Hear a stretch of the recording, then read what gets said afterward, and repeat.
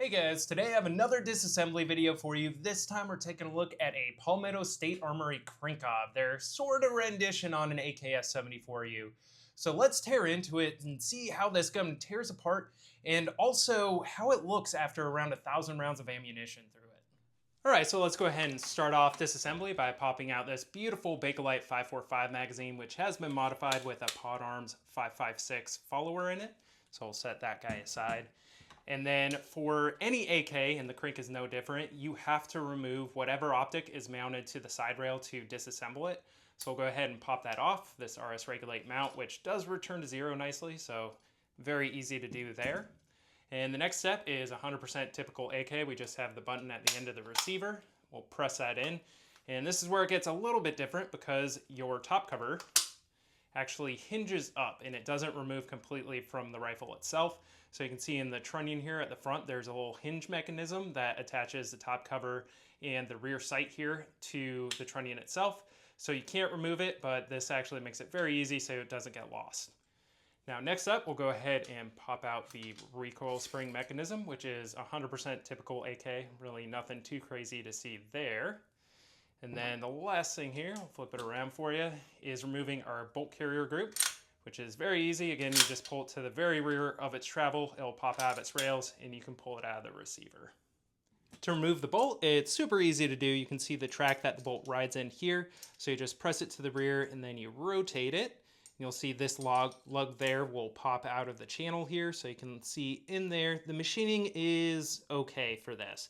It's not great, and then I can actually roll in here. This is my Arsenal SLR 107 bolt carrier, and it's a little bit nicer than the Palmetto State Armory one. You can see there's some minor differences in it, but for the most part, it's going to be very similar. And then you can see the piston is far longer on the full-size AK than it is on the Krink.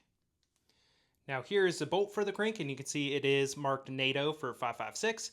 And really nothing too crazy that we need to do with this guy. It does have your serial number stamped in there. And then the face of the bolt there, it is 556 caliber, so it's going to be sized for that. And then the firing pin in there is going to be free floated, unlike the Arsenal. So you can see I can just tap it out the front there. But really not seeing any real concerning wear on the bolt itself.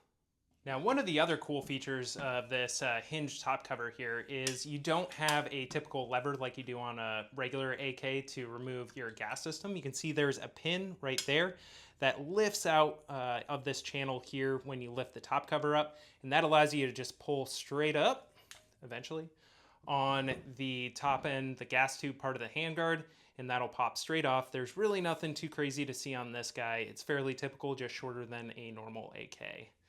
Now coming back to the receiver here, there is a little lever right here. If we go ahead and pop that guy around, it will release the handguard retainer, which we can slide forward.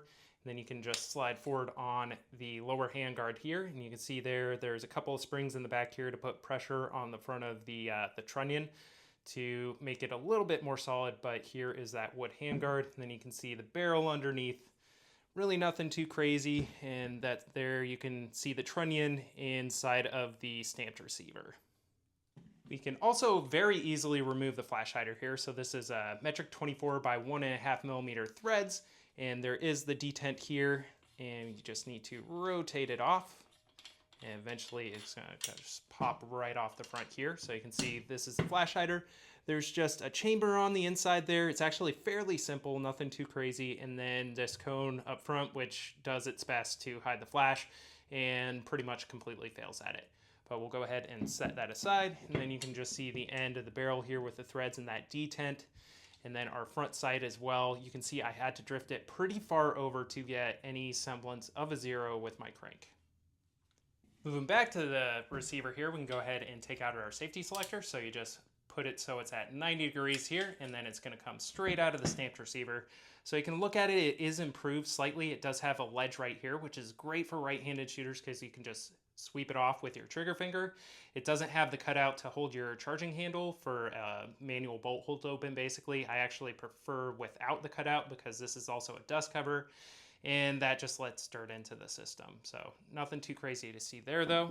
And then we come back to the receiver. You can see our trigger down in there, And it is a single hook style of trigger. So if I let that go forward, you can see the hook on this side. There is no cutout for a second hook. So if you're going to want to go with a twin hook trigger, you'd have to cut that out from the receiver.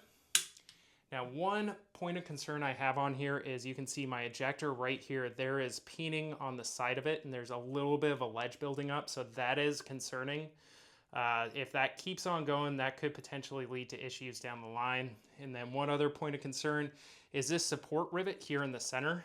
So you can see there's a little bit of a ledge underneath of it. It's not super solid in the receiver, and I can actually rotate it on the inside. So that is absolutely an issue that PSA should be concerned about. Now, moving back to the folding stock here, we do have the stock button, so we can go ahead and press that in, and then the stock is going to flip around to the left side of the rifle and lock underneath this hook. And then to release it, you just have to put your thumb in there, press back on the hook, and fold it back out. That's really all there is to see for the lower. And that is a PSA Krink fully disassembled. So thank you guys for checking out that video.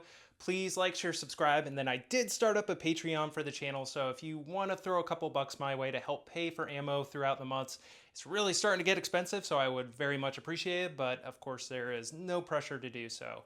But please keep an eye out for more stuff I have coming on down the line.